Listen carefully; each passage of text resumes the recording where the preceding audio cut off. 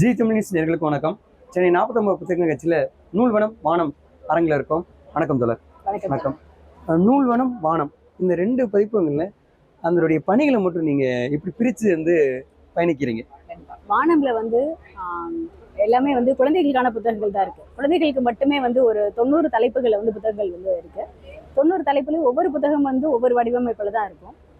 அந்த 90 புத்தகங்கள்ல இருக்க கதைகளுமே பார்த்தீங்கன்னா நம்ம எப்போதுமே தெனாலிராமன் கதைகள் இதை தான் படிச்சுட்டு இருந்திருக்கோம். அதை தாண்டி மாரல் இல்லாமல் வேறு வேறு ஜானலில் இருக்கிற கதைகள் நிறைய இருக்குது. உதாரணத்துக்கு மரப்பாச்சி சொன்ன ரகசியம், ஆதரின் பொம்மை, இதெல்லாம் சாகித்ய அகாடமி விருது வாங்கின புத்தகங்கள். மரப்பாச்சி சொன்ன ரகசியத்தில் பேட் டச் குட் டச் பற்றி சொல்லியிருப்பாங்க பாலபாரதி அவங்க. ஆதரின் பொம்மையில் கீழடி அகழ்வாராய்ச்சி பற்றி தோழர் உதயசங்கர் அவங்க எழுதியிருப்பாங்க. அப்புறம் காணாமல் போன சிப்பாய், பறக்கும் ஹேர் கிளிப் பார்த்தீங்கன்னா ஒரு மகளுக்கு ஒரு அப்பா சொல்கிற கதைகள் தான் அதில் இருக்கும். இப்போ அதை படிக்கும்போது கண்டிப்பாக வீட்டில் பெற்றோர்கள் அதை வாசிக்கும் போது அந்த குழந்தைக்கு ஒரு இன்ட்ரெஸ்ட் இருக்கிற மாதிரியான கதைகள். அப்புறம் சின்ன குழந்தைங்க எழுதின புத்தகங்கள் எல்லாமே நிறைய இருக்கு. இப்போ கிச்சா பச்சா இதெல்லாம் காக்காவோட அறிவியல் இது எல்லாமே அறிமுகப்படுத்துகிற மாதிரி கதைகள். இப்போ ரீசெண்டாக விஸ்வபுரம் சரவணன் அவங்க விருது வாங்கினாங்க சாகித்ய அகாடமி.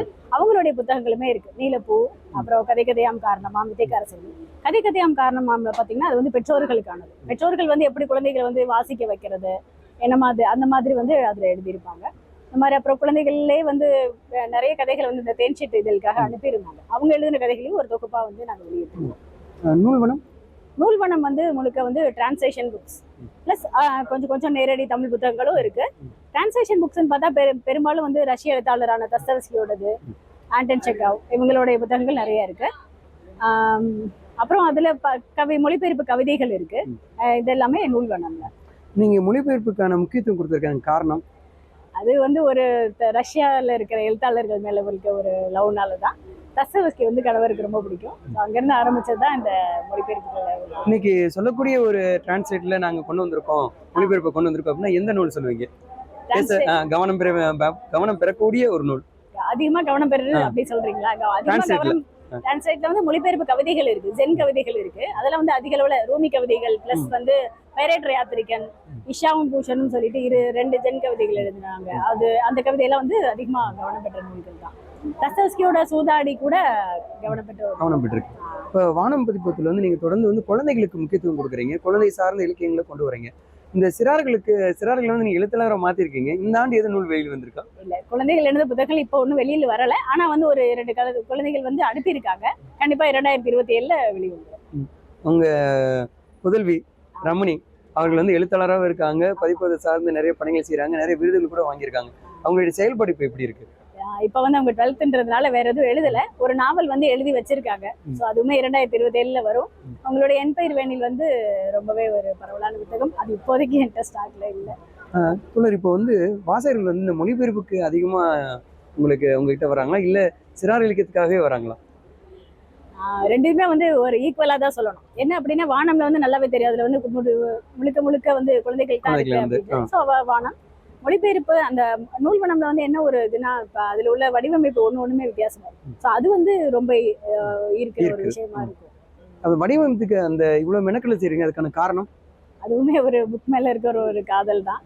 ஒரு புத்தகம் மாதிரி இன்னொரு புத்தகம் இருக்கக்கூடாது அப்படிங்கிறதுல ஒரு கவனத்தோட செஞ்சுட்டு இருக்கோம். உதாரணத்துக்கு ஜென் கவிதைகள் பேரேட்டர் யாத்திரிகள் 300 அட்டை தயாரிச்சோம். அதுவுமே சரி நம்ம எழுத்தாளர்கள் கொடுக்குற ஒரு மரியாதை அப்படிங்கிற ஒரு இதனால தஸ்தவஸ்கியோட புக்குமே ஒவ்வொரு புத்தகமும் ஒன்று. வெந்நீர் இரவுகள்லாம் பார்த்தா அதுல கிளாத் வச்சு அட்டையை மேக் பண்ணிருக்கு. அதுல துணினாலே தான் அந்த அட்டையை தயாரிச்சிருக்கோம். இஷாவும் பூஷனுமே அப்படித்தான். ஒவ்வொரு புத்தகங்களையும் அப்புறம் ட்வின் புக் ஒன்று பண்ணியிருக்கோம். ட்வின் புக்ல ஒரு பக்கம் மீராபாயோட கவிதைகளும் ஒரு பக்கம் லல்லா அப்படிங்கிறவங்களுடைய கவிதைகளும் சேர்ந்து இருக்கிற மாதிரி. அதாவது ஒரு பக்கம் ஆங்கிலம் இருக்கு, ஒரு பக்கம் தமிழ் இருக்குன்னு சொல்லுவாங்க, மொழி இருக்கு. ஆனா நீங்க அதே மாற்றி செஞ்சிருக்கீங்க. இப்படி வடிவ மாற்றம் அப்புறம் உள்ள தொழில்நுட்பம் சார்ந்து நீங்க மாற்றம் ஏற்பட்டு செலவுகள் அதிகம். அது நாங்க எப்படி சொல்றது, விலை அதிகமா வைக்கணும் அப்படின்னா வச்சிருக்கலாம். ஆனா எங்களுக்கு அது வேண்டாம். கரெக்டா இப்போ கரெக்டான ஒரு விளைவுல வைக்கலாம் அப்படின்னு ஒரு ஆசை. மக்களுக்கு இயல்பா இருக்கணும் இல்லையா வாங்குறதுக்கு அப்படிங்கிற ஒரு நோக்கத்துல தான் விலையும் கம்மியா இருக்கிறோம். தயாரிப்பு செலவு நாங்க ஓன் பிரஸ் இருக்கு. So okay, correct. அதனால வந்து நீங்க விலை கண்டிப்பா தயாரிக்க குறைவா முடியுது. ஆமா, ஆ, விலை குறைவா முடியுது. தயாரிக்க முடியுது. வடிவ நேர்த்தியும் மாத்திக்கிட்டே இருக்க முடியுது. கண்டிப்பா மாத்த முடியுது. ஏன்னா எல்லாமே நாங்களே தான் பண்றோம் அப்படிங்கறதுனால எங்களால அது எல்லாமே பண்ண முடியும். சிறார்கள் எழுத்தாளரா மாறணும் அப்படின்னா அவங்க பதிப்பத்தை அணுகுனா எப்படி அணுகிறது? கண்டிப்பா கண்டிப்பா நான் என்னோட நம்பர் தரேன். நானு கண்டிப்பா வானம் பதிப்பகத்துக்கு வந்து டைரக்டா மெயில் பண்ணாலே போதும். அவங்களுடைய கதைகளை படிச்சு எழுத்தாளர்களும் படிப்பாங்க. கண்டிப்பா அவங்களோட கதைகளை வந்து பதிப்பிக்கலாம். மிக்க நன்றி தோழர். நன்றி. தொடர்ந்து எங்களுடைய வினாக்களுக்கு பதிலளிச்சதுக்கு மிக்க மகிழ்ச்சி.